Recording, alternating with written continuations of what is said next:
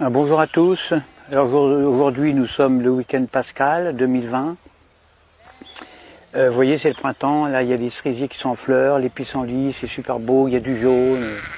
Le jaune c'est super. Alors je me présente d'abord, je suis berger. Je possède des milliers et des milliers de moutons qui m'obéissent au doigt et à l'œil, et aussi à la baguette. Mon rôle de bon pasteur est de les protéger avec amour, donc je les nourris bien, j'en prends soin. Un mouton, parce que je sais qu'un mouton bien élevé, élevé avec amour, eh bien c'est l'assurance d'obtenir une laine soyeuse, de qualité, et une viande fondante d'un goût incomparable. Ça c'est certain, moi j'aime mes moutons. Alors pourquoi mes moutons sont heureux, mais vraiment heureux quand je les tonds? Pourquoi est-ce qu'ils ne réagissent pas? Pourquoi est-ce qu'ils ne réagissent pas quand je les vaccine, quand je les sacrifie sur l'autel de la gastronomie? Il y a un mystère, il y a un mystère. Surtout quand on sait que moi, je suis qu'un petit bonhomme fragile, qui ne ferait pas le poids face à un mouton en colère, un seul mouton en colère. Un seul bélier peut me tuer d'un seul coup. Eh bien, le secret, le voici.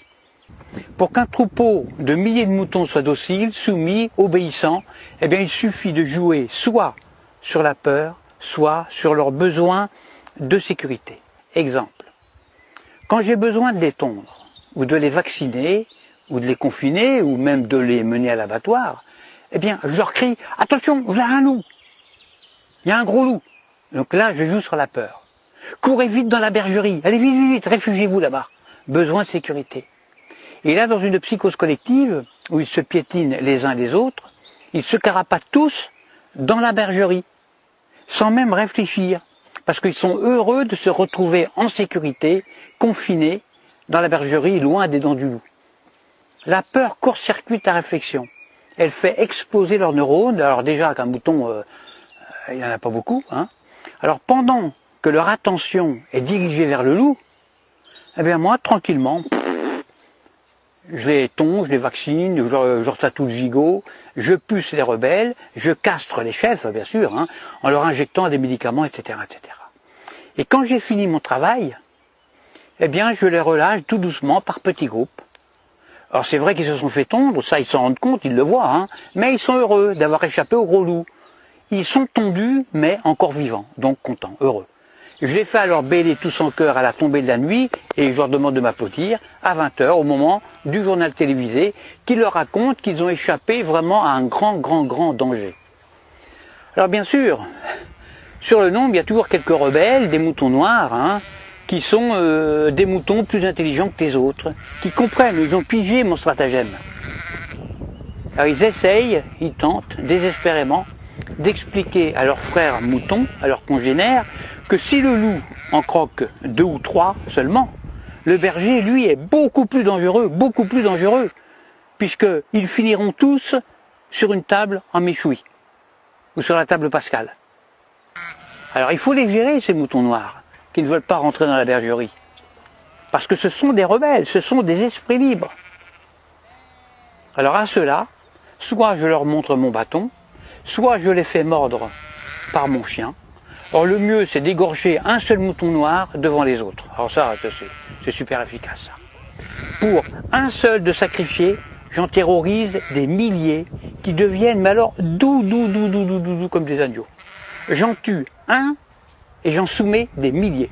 C'est comme ça qu'on étouffe la moindre velléité de révolte. Alors il y a de nombreux hommes politiques qui viennent me demander de les coacher. Alors que moi je ne suis qu'un simple berger, je suis qu'un pauvre berger, mais s'ils me le demandent, c'est justement parce que on peut utiliser ces méthodes, les méthodes de berger, chez des humains. En effet, la différence entre le comportement des moutons et celui des humains, eh bien c'est que justement il n'y a aucune différence. C'est ça le secret. Le secret est là, il n'est pas ailleurs. Donc, quand on veut faire passer une loi impopulaire, qui ne fait pas plaisir, eh bien on le fait pendant que la population a peur. Par exemple, on parle de crise climatique, de crise de la dette, de crise financière, de tempête, de canicule, de terrorisme, de crise sanitaire, etc., etc. À cause du coronavirus, là on joue avec la peur, eh bien on a réussi à confiner non pas des milliers de moutons, mais des milliards d'humains sur toute la planète, sur toute la Terre. Des humains, confinés comme des animaux. Des humains déshumanisés. Et le pire, le plus révoltant, le plus dramatique, c'est que les chefs rebelles ferment leur gueule. Les grands chefs, ils acceptent aussi leur confinement. Alors la seule solution pour s'évader de ce piège machiavélique, serait un réveil collectif. Alors moi personnellement, je ne perds plus mon temps à essayer d'éclairer les blaireaux. Ça sert à rien, ça ne sert strictement à rien.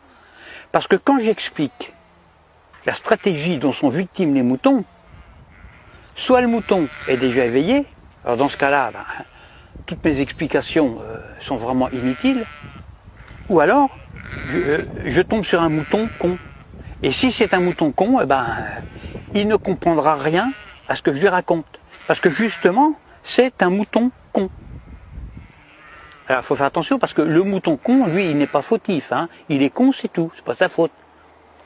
Alors à bientôt pour une prochaine vidéo. Pensez à vous abonner, à diffuser la vidéo parce que je me présente aux prochaines élections présidentielles et puis j'ai besoin de beaucoup d'électeurs. Et je dis, vive moi, votre futur président dictateur.